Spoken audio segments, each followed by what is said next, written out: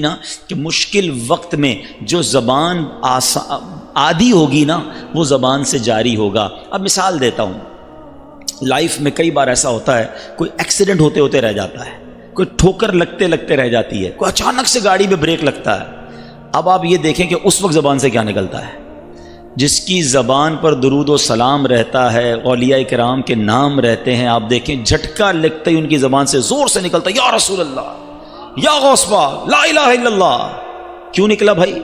کیونکہ اندر یہ بھرا ہوا تھا، جھٹکا لگا تو وہی باہر نکلا۔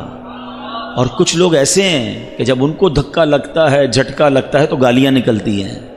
ایک جملہ ہے نا بڑا مشہور، برتن سے وہی چھلکتا ہے جو برتن کے اندر ہوتا ہے۔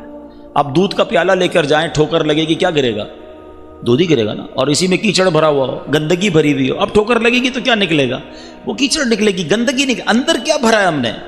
یہ ذکر و اذکار آپ کے اندر کو صاف کرے گا، آپ کی زبان کو پاک کرے گا۔ کئی ایسے اسلام بھائی بھی ملتے ہیں کہ حضرت کوئی طریقہ بتائیں ہماری زبان میٹھی ہو جائے، ہماری باتوں میں تاثیر آ جائے، ہم بات کریں تو لوگوں کو سمجھ آنے لگے۔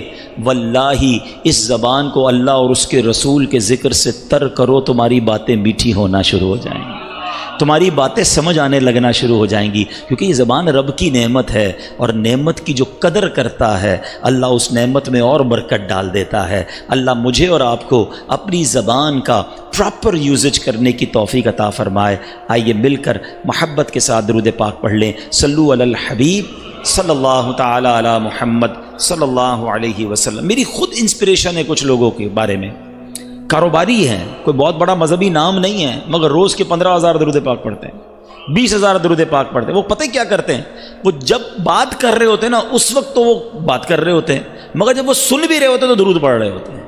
اگر آپ کا مائنڈ سیٹ بن جائے نا، آپ مثال کے طور پہ آپ میں سے کئی لوگ کمپیوٹر پر کام کرتے ہوں گے، ٹھیک ہے نا، کمپیوٹر پہ آپ کام کر رہے ہیں، جو بھی کر رہے ہیں، زبان تو فارغ ہے نا۔ اگر آپ چاہیں تو وہ زبان ذکر اللہ کرتی رہے، اللہ پر اللہ کا نام لیتی رہے، درود پاک پڑھتی رہے۔ تھوڑے دنوں کے لیے مشکل رہے گی، مگر ایک وقت آئے گا جب زبان عادی ہو جائے گی نا تو آٹومیٹکلی زبان جو ہے وہ ذکر الہی کرنے لگ جائے گی، انشاءاللہ درود پڑھنے لگ جائے گی۔ ابھی آپ کا مائنڈ سیٹ بن جائے تو انشاءاللہ زبردست ہو جائے گا۔ نعمتوں کی بات چل رہی ہے اور نعمتوں کے قدر کی بات چل رہی ہے۔ ہمارے اسلاف اپنی نعمتوں پر کس قدر حساس ہوتے تھے اور انہیں اللہ کی دی گئی نعمتوں کی قدر کتنی ہوتی تھی۔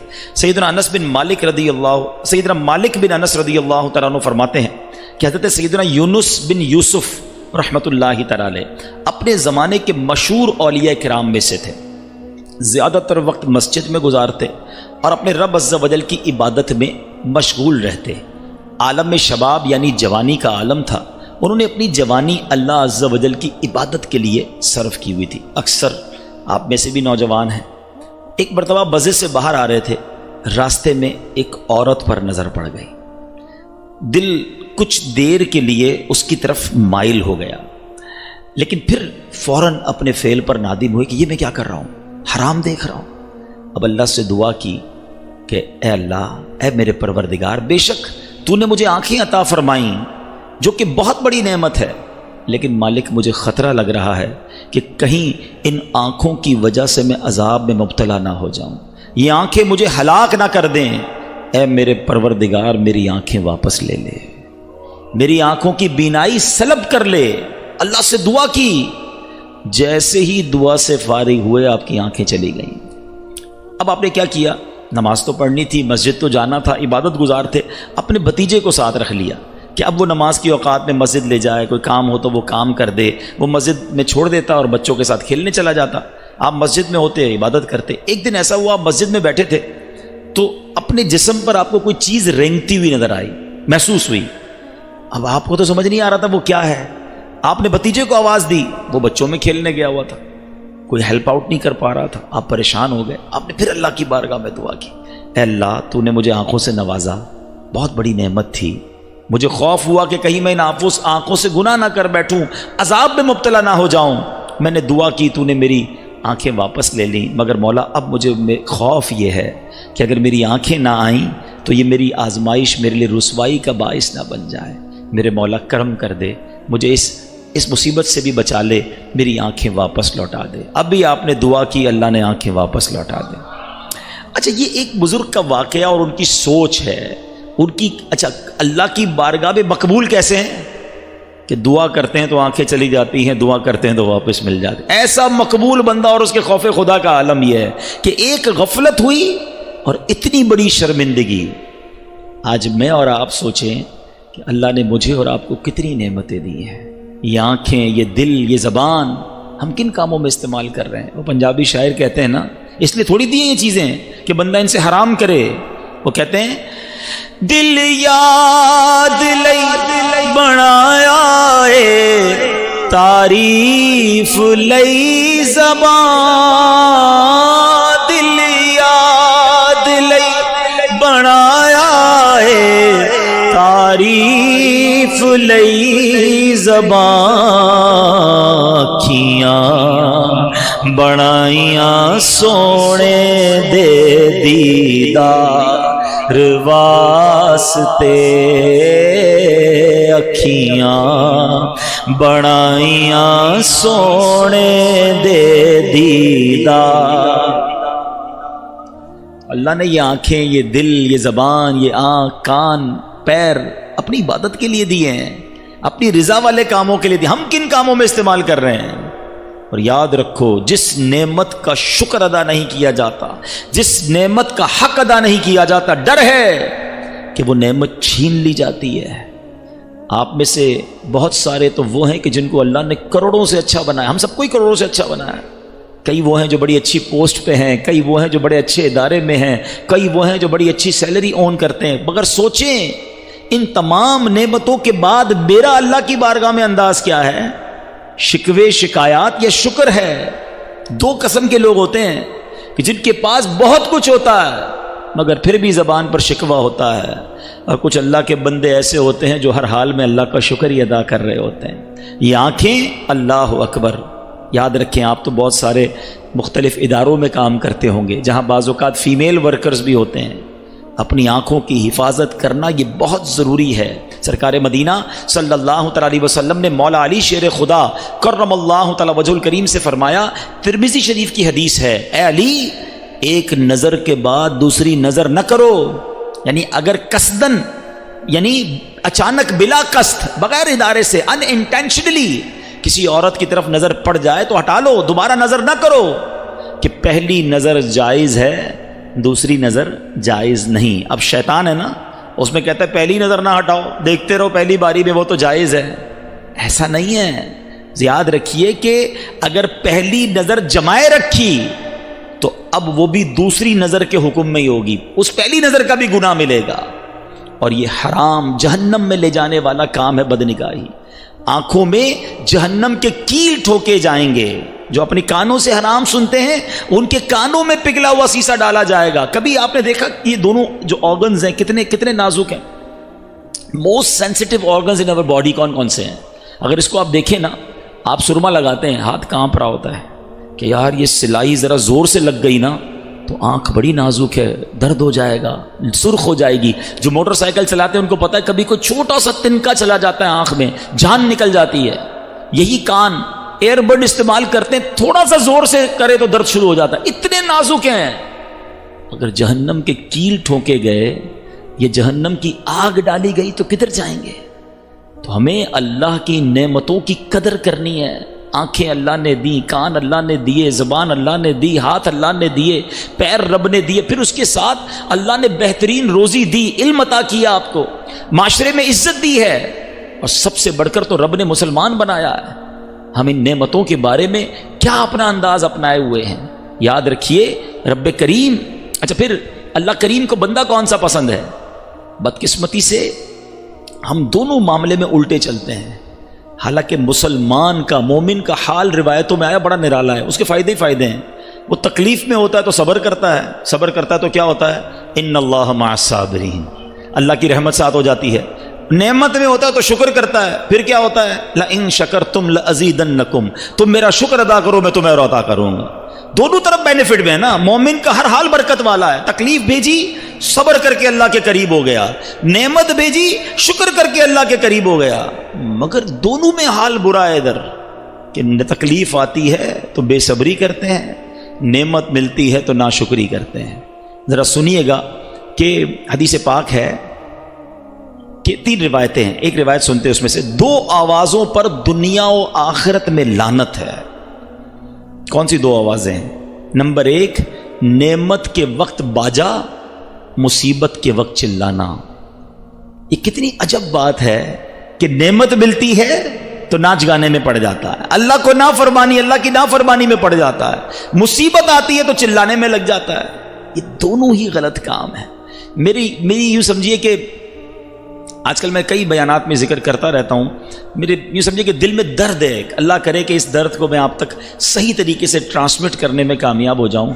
مجھے ایک بات آج تک سمجھ نہیں آئی کہ شیطان نے گیم کتنا بڑا کیا ہمارے ساتھ، کہ اس نے سیلیبریشن کو، ہماری خوشیوں کو ٹیگ کر دیا ہے اللہ تعالیٰ کی ناراضگی کے ساتھ.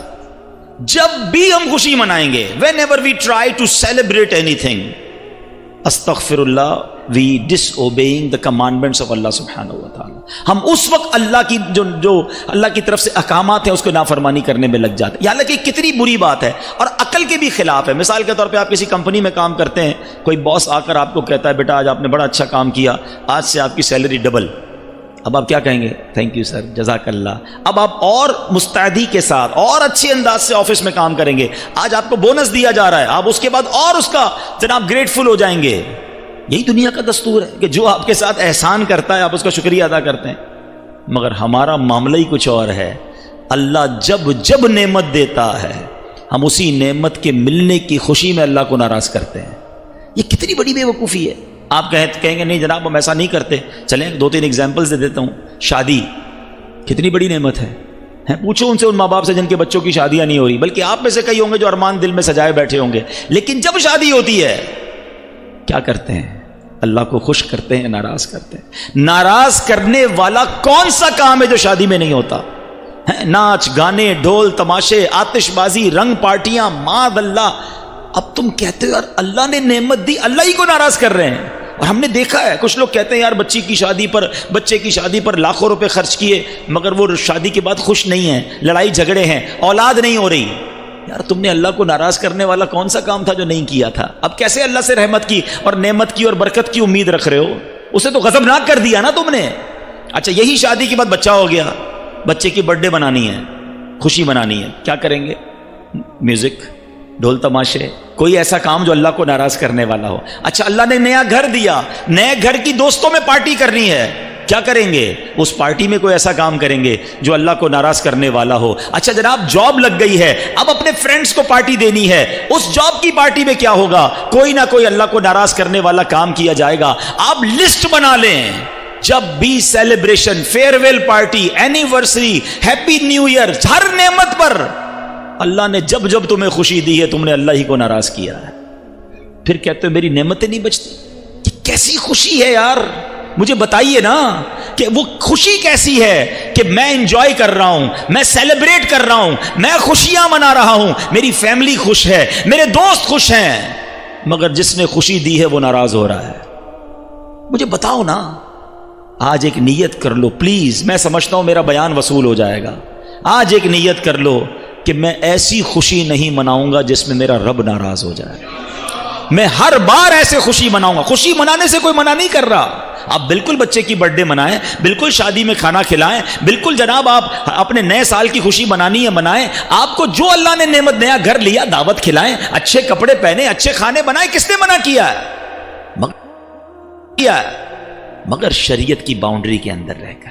تفاخر نہ ہو، تکبر نہ ہو، دکھلاوا نہ ہو، اچھی نیتیں ہوں. مسلمانوں کو کھانا کھلائیں، اچھا لباس پہنیں، دوستوں کے ساتھ مسکراہٹوں کا تبادلہ کریں، تحائف دیں. کیوں حرام کام کرنا ہے کہ ایسا نہیں ہو سکتا؟ میرا نیا گھر ہے، میرے دوستوں کو بلایا، قرآن خوانی کی، نعت خوانی کی، اللہ رسول کا ذکر کیا، سب نے کھانا کھایا، میں بھی خوش، دوست بھی خوش، میرا مالک بھی خوش. آج سے یہ نیت کر لو کہ میں نے خوشی ایسے منانی ہے. یہ نوجوان ہے نا، آپ کو اسٹینڈ لینا پڑے گا. آپ اپنے والدین کو بتا دیں کہ میری شادی میں کوئی اللہ کی ناراضگی والا کام نہیں ہوگا. اس کا میں آپ کو نقصان بتاتا ہوں. آپ کس کے لیے کریں گے یہ سارا؟ دولہا تھوڑی ناچتا ہے، دولہا تھوڑی یہ سارے کام کر رہا ہوتا ہے، اس کے دوست کر رہے ہوتے ہیں نا. آپ کو پرابلم کیا ہے؟ یار دوست کیا کہیں گے، کوئی اللہ گلہ نہیں، کوئی حرام کام نہیں ہے، رشتہ دار کیا کہیں گے. مجھے ایک بات بتاؤ، شادی کے بعد لائف کس کو گزارنی ہے؟ آپ کو. اپنی وائف کے ساتھ، اپنے بچوں کے ساتھ، آنے والی نسلوں کے ساتھ زندگی تم نے گزارنی ہے، اور تم اس زندگی کو گزارنے کے ابتدا میں اپنے رب کو ناراض چند دوستوں کے لیے کر رہے ہو ہیں۔ وہ دوست چلے جائیں گے، برباد تم ہو جاؤ گے، ناراض رب تم سے ہو جائے گا۔ مجھے نہیں کرنی ایسی خوشی چند دوستوں کی خاطر، چند رشتہ داروں کی خاطر، چند جناب رسم و رواج کی خاطر کہ میرا مالک ہی مجھ سے ناراض ہو جائے۔ آج یہ اصول بنا لو زندگی کا کہ جب خوشی منانی ہے ایسی منانی ہے کہ رب کو بھی راضی کرنا۔ میں ایک صاحب سے ملا، بڑا کمال کا کام کیا انہوں نے، بہت اللہ نے نوازا ان کو۔ کہتے ہیں میں جب بھی اپنے ایک بچے کی شادی کرتا ہوں نا، ساتھ 4 غریب بچوں کی شادیاں بھی کر دیتا ہوں۔ میں کوئی ہلا گلا نہیں کرتا، کوئی فنکشن نہیں کرتا، 4 غریب بچوں جوڑوں کو بلاتا ہوں، ان کے سارے جو بھی خرچے ورچے پورے دے دیتا ہوں، اور اللہ سے دعا کرتا ہوں اللہ ان 4 جوڑوں کی برکت سے میرے بچوں کو خوشیاں عطا فرما۔ دیٹس دا وے۔ مناؤ نا خوشی، کس نے منع کیا ہے؟ اسلام میں انجوائمنٹ منع نہیں ہے، سیلیبریشن منع نہیں ہے، خوشی منع نہیں ہے، لیکن ایک باؤنڈری ہے نا، اس باؤنڈری سے اچھا یہ باؤنڈری پتہ نہیں کیوں لوگوں کو بری لگتی ہے۔ آپ کی آفس کی باؤنڈریز ہوتی ہیں، آپ کے آفس کے رولز ریگولیشن ہوتے ہیں، اس ٹائم پر آنا ہے، اس ٹائم پر جانا ہے، یہ بولنا ہے، یہ نہیں بولنا ہے۔ کئی ملکوں کی باؤنڈری ہوتی ہے کہ ملک کے اندر فلاں حکومت کے خلاف، فلاں ادارے کے خلاف بات نہیں ہوگی۔ جب اس ملک میں رہ کر ملک کے قانون پر عمل کرنے کے لیے آپ تیار ہیں، کمپنی میں جا کر کمپنی رولز کو فالو کرنے کے لیے تیار ہیں، ایون یونیفارم کو فالو کرنے کے لیے تیار ہیں، مسلمان ہو کر اسلام کے رولز فالو کرنے کے لیے تیار نہیں ہیں۔ عجب مذاق بنا ہوا ہے۔ میں پہلے مسلمان ہوں، نبی پاک کا امتی ہوں، اور واللہ یہ بھی شیطان کا وار ہے، یار وہ والی انجوائمنٹ نہیں کرتے تو مزہ نہیں آتا۔ ارے مسئلہ یہ ہے کہ تم نے گناہوں کی لذت دیکھی ہے، تم نے ذکر اللہ کی لذت دیکھی نہیں ہے۔ جس نے ساری رات شراب کی لذت دیکھی ہے اس نے تہجد کے سجدوں کی لذت دیکھی نہیں ہے۔ جس نے محبوب کی غزلوں کی جناب لذت دیکھی ہے اس نے مدینے کی یاد میں رونے کی لذت دیکھی نہیں ہے۔ اس طرف آ جاؤ، زندگی نور علی نور ہو جائے گی۔ اللہ مجھے اور آپ کو اپنی اللہ کو راضی کرنے والے اعمال کرنے کی توفیق عطا فرمائے۔ تو میں چند باتیں اسٹارٹ میں اس لیے لایا تھا کہ کچھ مدنی پھول اپنی نعمتوں کے شکرانے کے حوالے سے، اور اسی طرح جب کوئی تکلیف آ جائے، کوئی امتحان آ جائے تو شکوہ نہ کریں، شکایت نہ کریں، زبان پر صبر رکھیں۔ اللہ نے پھر بھی آپ کو کروڑوں سے اچھا بنایا ہے۔ کبھی کے دن بڑے ہوتے ہیں، کبھی کی راتیں بڑی ہوتی ہیں، ہر رات کے بعد صبح ہے، ہر دھوپ کے بعد چھاؤں ہے۔ تھوڑے دنوں کے لیے تمہیں آزمایا گیا ہے اور اسی آزمائش میں تم فیل ہو گئے ہو۔ ایک طرف تو نعرہ لگاتے ہیں کہ میں پنجتن کا غلام ہوں، اور پنجتن پاک کو تو کیسا آزمایا گیا، ان کی زبان پر تو شکوہ نہیں تھا۔ آج تھوڑی بیماری، تھوڑی قرضہ، تھوڑی روزی میں اگر تنگی آئی، جاب تھوڑے دنوں کے لیے چھوٹ گئی تو تمہاری زبان پر شکوہ ہے۔ یہ انداز درست نہیں ہے۔ شاعر کہتے ہیں نا، زبان پر شکوائے رنج و علم لایا نہیں کرتے، زبان پر شکوائے رنج و علم لایا نہیں کرتے، نبی کے نام لیوا غم سے گھبرایا نہیں کرتے۔ تو گھبرانا نہیں ہے، آزمائش آئے اٹینشن میں آ جائیں، میرا وقت آ گیا ہے، ایگزامینیشن آ گیا ہے، اور اب مجھے اس ایگزام پر پورا اترنا ہے، کیونکہ قرآن کہتا ہے وَلَنَبْلُوَنَّكُمْ بِشَيْءٍ مِّنَ الْخَوْفِ وَالْجُوعِ وَنَقْصٍ مِّنَ الْأَمْوَالِ وَالْأَنفُسِ وَالثَّمَرَاتِ۔ قرآن نے تو لسٹ بھی دے دی ہے، ہم ان قریب تمہیں آزمائیں گے، بھوک کے ذریعے، کاروبار بھی کم ہوں گے، کچھ جان میں بھی پرابلم آئے گی، بیماری بھی آئے گی، کچھ بچوں کے بھی مسائل آئیں گے، تمہارے پھل باغات اور مال کم ہو جائیں گے، مگر جو اس کے بعد صبر کریں گے، آگے قرآن کہتا ہے ریوارڈ کیا ہے، وَبَشِّرِ الصَّابِرِينَ، خوشخبری ہے صبر والوں کے لیے، الَّذِينَ إِذَا أَصَابَتْهُمْ مُصِیبَةٌ، جب مصیبت میں گرفتار ہوتے ہیں تو کہتے ہیں قَالُوا إِنَّا لِلَّهِ وَإِنَّا إِلَيْهِ رَاجِعُونَ، ہم اللہ ہی کی طرف سے آئے ہیں، اللہ ہی کی طرف لوٹنا ہے۔ تو صبر والے بن جائیں، شکر والے بن جائیں، زندگی کے مزے لیں گے، ہمیشہ خوش رہیں گے۔ اللہ مجھے اور آپ کو صابرین اور شاکرین میں شامل فرما دے۔ پیارے اسلامی بھائیوں، چونکہ ماشاءاللہ آپ دعوت اسلامی کے مرکز میں آئے ہیں، دعوت اسلامی 80 سے زائد شعبہ جات میں دین متین کی خدمت کر رہی ہے، اور اس میں ایک بڑا ہی کمال کا شعبہ FGRF، ویلفیئر ڈویژن آف دعوت اسلامی، یہ الحمدللہ بڑے کمال کے ساتھ دین متین کی خدمت کر رہا ہے، سرکار علیہ الصلوۃ والسلام کی دکھیاری امت کی خدمت کر رہا ہے۔ اور یہ نیو بورن بیبی کہہ سکتے ہیں آپ اس کو. ابھی 2 سال آلموسٹ پورے ہونے جا رہے ہیں, اور یہ 1.5-2 سال میں جو اس نے پوری دنیا میں شہرت حاصل کی ہے اور جو سگنیفیکنٹ اس نے کام کیے ہیں وہ ہماری نگاہوں کے سامنے ہیں. یہ یاد رہے کہ دعوت اسلامی بہت سارے ویلفیئر کے کام بہت عرصے سے کر رہی ہے جو پکچر میں نہیں تھے, جو لوگوں کو بتاتے یوں سمجھے کہ ان کے سامنے نہیں آئے تھے. جب 2005 میں کشمیر کا زلزلہ آیا تھا تو اس وقت الحمدللہ آپ کی ہماری دعوت اسلامی نے وہاں بھی اس زمانے میں 2005 میں 17 کروڑ روپے کی کم و بیش اجناس رقوم اور سامان بھیجا تھا. تو اب 2005 کے 17 کروڑ اگر آج دیکھنے جائیں تو میرا خیال ہے وہ کئی ارب کے برابر ہو جائیں گے. تو اس زمانے میں دعوت اسلامی نے کام کیا تھا. اس کے بعد کئی کام ہوتے رہے, سیلاب آتے رہے, دعوت اسلامی والے جا کے مدد کرتے رہے. مگر کووڈ جب آیا تو ہم نے ریئلائز کیا کہ جیسے روٹس ہمارے ہیں ایچ اینڈ ایوری سٹی, ہم کہہ سکتے ہیں کہ تقریباً ہر ولیج میں, پاکستان کے کونے کونے میں اور پھر دنیا کے کئی ملکوں میں ہماری ایک شاندار پریزنس ہے. تو اگر ہم ویلفیئر کا کام کرتے ہیں تو جناب کام بڑا اچھا ہو سکتا ہے. وہ سرکار کی امت پریشان تھی صلی اللہ تعالیٰ علیہ وسلم. اور ایک بات اور یاد رہے کہ جب کووڈ آیا تھا نا, وہ مہینہ رجب کا مہینہ تھا.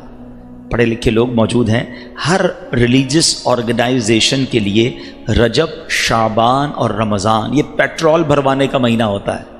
اسی مہینوں میں آپ کو اپنا ڈونیشن جمع کرنا ہوتا ہے پورے سال گاڑی چلانے کے لیے. اور یہ رجب کے مہینے میں جناب کووڈ آ گیا. ہماری ویسی پوزیشن, ہم پریشان ہو گئے کہ مارکیٹیں بند ہو گئیں, دکانیں بند ہو گئیں, ہمیں چندہ کدھر سے ملے گا. اور اس دوران لوگ اور پریشان ہو گئے کھانے پینے کے معاملے میں. اللہ پیر و مرشد کو سلامت رکھے.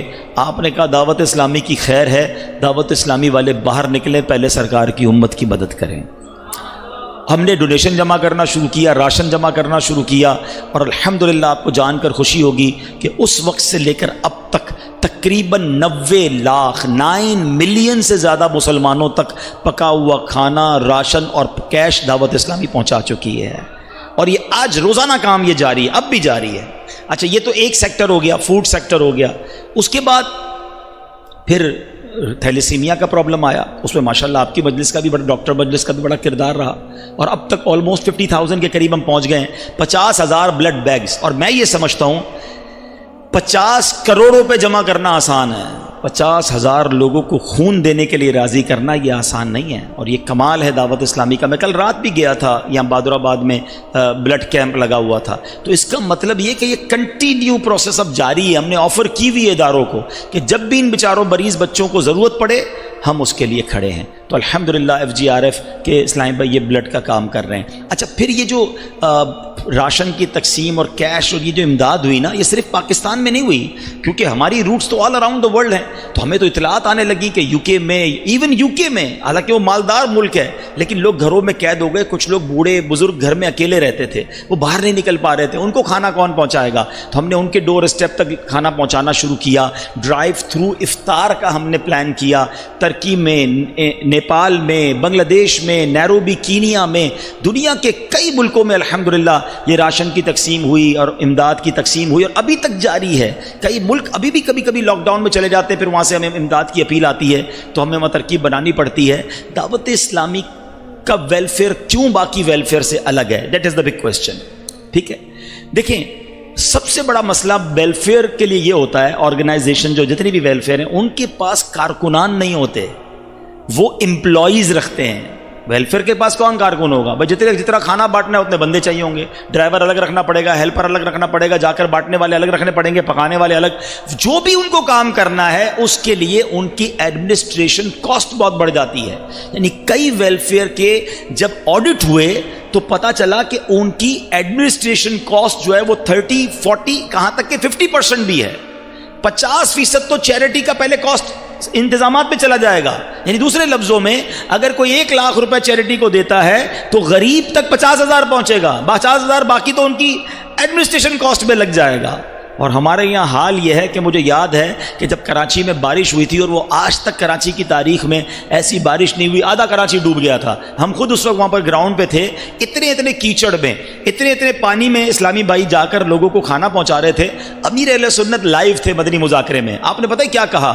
بیٹا جو یہ بریانی لے کر گئے ہو نا, یہ بریانی صرف جو بارش کا متاثرین ہیں ان کو کھلا سکتے ہو, آپ نہیں کھا سکتے. وہ کپڑے ان کے آدھے کیچڑ میں، ان کو وہ کھانا کھانے کی اجازت نہیں ہے. یعنی ہم یہ کہہ سکتے ہیں کہ اللہ کی رحمت سے دعوت اسلامی کو جو چیریٹی کرتا ہے اس کا 99% یا 98% جو ہے اللہ کی رحمت سے وہ غریب تک پہنچتا ہے، وہ ڈائریکٹلی ایک مجبور تک پہنچتا ہے. تو یہ وہ کام ہے جو الگ کرتا ہے ایف جی آر ایف کو، کیونکہ ایف جی آر ایف کے اپنے کوئی کارکنان نہیں ہیں، لیکن پہلے سے چونکہ دعوت اسلامی ایگزسٹ کر رہی ہے اور پیر و مرشد سے جو ان کی اٹیچمنٹ ہے، دعوت اسلامی کے ساتھ جو ڈیڈیکیشن ہے. ارے دنیا میں کون تھا جو کووڈ کے دنوں میں باہر نکلنے کے لیے تیار تھا؟ اعلان ہوتا تھا ہاسپٹل کے قریب نہیں جانا، پیر و مرشد نے کہا میرا خون کام آتا ہے تو لے لو ورنہ میرے بچوں باہر نکلو. اس وقت ہاسپٹل کے باہر لائنیں لگ گئیں اور لوگوں نے جا کر بلڈ دیا. مجھے کئی چینل نے بیپر پر لیا، کہتے یہ جناب کمال ہو گیا، آپ نے اس زمانے میں 10,000 بوتلیں کی تھی، 8-10,000 ہوئی تھی، 8,000 بوتلیں آپ نے دے دی، دعوت اسلامی نے کمال کر دیا. میں نے کہا حضرت ابھی آپ نے ہمیں پہچانا نہیں ہے، آپ کو 8 لاکھ خون کی بوتلیں چاہیے، دعوت اسلامی دینے کے لیے تیار ہے. ابھی تو ہماری بہنیں نکلی نہیں ہیں. مجھے اتنے میسج آئے اسلامی بہنوں کی مجلس کی طرف سے، پیر صاحب نے دعا دی ہے خون دینے والوں کو، ہم اسلامی بہنیں بھی خون دینا چاہتی ہیں. میں نے کہا ابھی بھائی بہت سارے باقی ہیں، پیر صاحب کے بیٹے بڑے باقی ہیں، پہلے ان کو تو ہونے دو، پھر بہنوں کی باری آئے گی. یقین کریں یہ آپ کے نگران ہیں، ان کو پتا ہے صوبان بھائی کو، کئی شعبہ جات نے، ڈاکٹرز نے، ہاسپٹل نے منع کر دیا کہ بھائی ابھی رک جائیں، آپ تو خون دے دیں گے، ہمارے پاس رکھنے کی جگہ نہیں ہے. کیونکہ ہمیں بعد میں پتا چلا کہ تھیلیسیمیا کا جو بلڈ ہوتا ہے اس کو پروسیس کرنا پڑتا ہے، اس کے لیے باقاعدہ ایک سسٹم ہے. ایسا نہیں کہ آپ 1000 بوتلیں بھیج دیں، وہ ضائع ہو جائیں گی. ان کے پاس جتنی کیپیسٹی ہے ہم نے اتنی بوتلیں دینا شروع کی. تو کہنے کا مقصد یہ ہے کہ ایف جی آر ایف کو جو ایج حاصل ہے کہ جو ڈیڈیکیشن لوگوں کی ہے، جو بھروسہ ہے، جو اعتماد ہے. اب دیکھیں نا، اب یہی کام ہو رہا تھا، ہمیں جب اندازہ ہوا کہ اتنا زبردست فیڈ بیک، اتنا زبردست لوگوں کا ہم پر بھروسہ، تو کیوں نہ کچھ اور کیا جائے. پھر جب غور کیا کہ کلائمیٹیکلی جو ڈس آرڈر چل رہا ہے، جو موسمی حالات تبدیل ہو رہے ہیں، اس کو کاؤنٹر کرنے کے لیے ضروری یہ ہے کہ پلانٹس لگائے جائیں. دعوت اسلامی تو تبلیغی تحریک تھی، مگر جب ملک و قوم کو ضرورت ہے، اور سبحان اللہ پودے لگانا تو میرے آقا کی سنت ہے. سیدنا سلمان لگایا تھا، امیر اہل سنت نے اعلان کیا پودے لگاؤ. پاکستان کی تاریخ میں الحمدللہ انوکھا کام دعوت اسلامی نے کیا، اور کیا خوبصورت نعرہ مرکز نے ہمیں دیا، پودا لگانا ہے، درخت بنانا ہے. صرف پودے نہیں لگانے، آپ یقین کریں میں 1 کروڑ پودے آپ کو 1 مہینے میں لگا سکتا ہوں. 1 کروڑ پودے لگا کے تصویریں کھینچیں گے، سیلفیاں بنائیں گے، ساری دنیا میں نام ہو جائے گا. پھر اس کے بعد آگے دوڑ پیچھے چھوڑ. ہم نے کہا نہیں، امت کا پیسہ ضائع کرنے کے لیے نہیں ہے. پودے لگائیں گے، بے شک تھوڑے لگائیں گے، ان کو درخت بنائیں گے. مزے کی بات بتاؤں، ابھی آپ کے پاس آنے سے پہلے ہی پوری پاکستان کی پلانٹیشن مجلس کا مشورہ جاری تھا. ہم نے 20 لاکھ پودے پچھلے سال لگا دیے. فروری کی پلانٹیشن شروع ہو گئی ہے. 8 لاکھ پودوں کا آن پیپر ہدف آ چکا ہے. کون سے شہر میں کتنے پودے لگیں گے؟ میرا پہلا سوال یہ تھا پچھلے پودوں کا کیا ہوا؟ مجھے اس کی آڈٹ رپورٹ چاہیے، مجھے اس کی پکچرز چاہیے. اور انٹرنیشنلی چلیں آج یہ میڈیا پر جا رہا ہے، بات کلیئر کر دوں، لوگ ہمیں کبھی کبھی تصویر بھیجتے ہیں کہ جناب یہ ایف جی آر ایف نے پودا لگایا تھا، ناراض ہو گیا، مرجھا گیا ہے. انٹرنیشنلی یہ تحقیق ہے کہ 30% پودے آپ جب بھی لگائیں گے 30% پودے جو ہیں وہ مرجھا جائیں گے، ضائع ہوں گے، اس کی ریپلیسمنٹ کرنی پڑتی ہے. تو آج ہی ہم نے یہ الحمدللہ مشورہ دیا ہے کہ نئے پودے ضرور لگانے ہیں، پرانوں کی ریپلیسمنٹ بھی کرنی ہے. دعوت اسلامی بھولتی نہیں ہے. انشاءاللہ آپ دیکھیں گے کہ اگلے چند سالوں میں جو پلانٹیشن میں دعوت اسلامی ایف جی آر ایف نے کام کیا ہوگا اس کو دنیا مانے گی انشاءاللہ. کیونکہ ہمارے پاس عوام ہے، ہمارے پاس لوگ ہیں. ہم ایک آفس میں بیٹھ کے آرڈر نہیں کر رہے. 3 لاکھ بچہ مدرسے اور جامعہ میں پڑھتا ہے. ہم نے ہر بچے کو کہا ہے ایک پودا تمہارا ہے، اسی کو لگانا ہے، اسی کو درخت بنانا ہے. تو انشاءاللہ یہ پودے بڑھتے رہیں گے. تو پلانٹیشن ہم نے کی. اب ہم الحمدللہ وطن عزیز کو بہت پیارا پلانٹیشن کے اندر ہی تحفہ دے چکے ہیں اربن فارسٹ کا. یہ کمال کی ایک ٹیکنالوجی ہے میاواکی فارسٹ جو کہلاتے ہیں،